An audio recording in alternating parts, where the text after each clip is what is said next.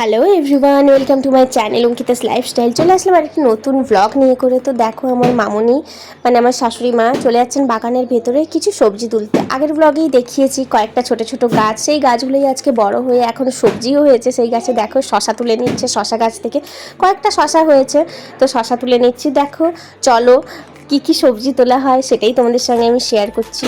এই দেখো আমার মামুনি আবার কোন জঙ্গলে ঢুকে গেল, কি তুলছে ওই জঙ্গল। ও বাবা, দেখেছো বেগুন গাছে বেগুনও হয়েছে, তো বেগুন তুলে দেখা যাক এবারে কি তুলতে যাওয়া হয়।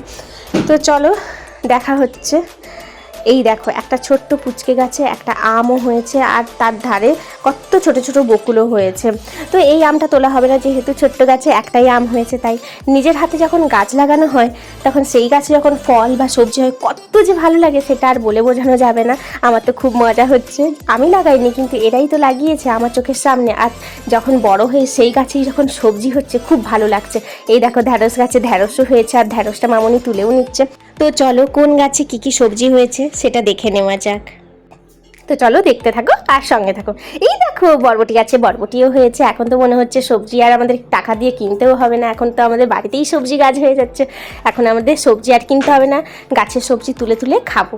দেখো সবজি তুলতে তুলতে দেখি বাবা আর বোন এসে হাজির, আমার সঙ্গে দেখা করতে এসেছে। তো বাবা আর বোন বাড়িও চলে গেল, আর আমরাও সবজি টবজি তুলে আমি মামুনি আর দিদিভাই মিলে চললাম বাজারের দিকে। কিছু কেনাকাটার ছিল, এবং কোথায় যাই সেটাই তোমাদের সঙ্গে আমি শেয়ার করব। চলো দেখতে থাকো আর সঙ্গে থাকো। তো আজকের দেখো, আজকের পরিবেশটাও ভীষণ সুন্দর, ভীষণ সুন্দর। তো ভালো পরিবেশ হলেই তো তোমাদের সঙ্গে আমি শেয়ার করি, মনটাও ভালো হয়ে গেল এত সুন্দর পরিবেশ দেখে। তো প্রথমে আমরা কোথায় যাই সেটাই তোমাদের সঙ্গে শেয়ার করছি। চলো এই দেখো মামা শ্বশুরের বাড়ি। প্রথমে মামা শ্বশুরের বাড়ি চলে আসলাম, একটু গল্প গুজব করলাম, আড্ডা মারলাম। এই দেখো এটা আমার ছোটো মাইমা। তো চলো আড্ডা টাড্ডা মেরে একটু পেট পূজা করলাম।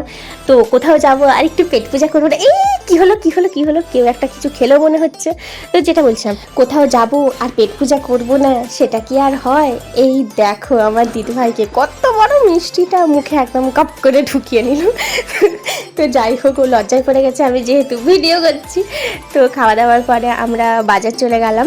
বাজারে গিয়ে কিছু কেনাকাটা ছিল, তো সেটা তোমাদেরকে দেখালাম না, অনেক বড় হয়ে যেত ভিডিওটা। তো আমরাও গেলাম আবার পেট পূজা করতে। তো পেট পূজার ভিডিওই আজকে তোমাদের আমি দেখাচ্ছি। একটা কেক দোকানে গেলাম, কিন্তু কেক না খেয়ে একটু স্ন্যাক্স খেলাম। তারপর কসমেটিক্স শপে গেলাম, ওখানে কিছু জিনিস কেনার ছিল। তো জিনিস টিনিস কিনে এবার বাড়ির দিকে রওনা দিলাম। যেহেতু তিনজন একা একা এসেছি, তাই আমাদের তাড়াতাড়ি বাড়ি ফিরতে হবে। তো আজকের ভিডিও এই পর্যন্তই। ভালো লাগলে একটি লাইক এবং চ্যানেলটি সাবস্ক্রাইব করে দেবেন। ফিরে আসছি নেক্সট ব্লগে। আজকের জন্য টাটা।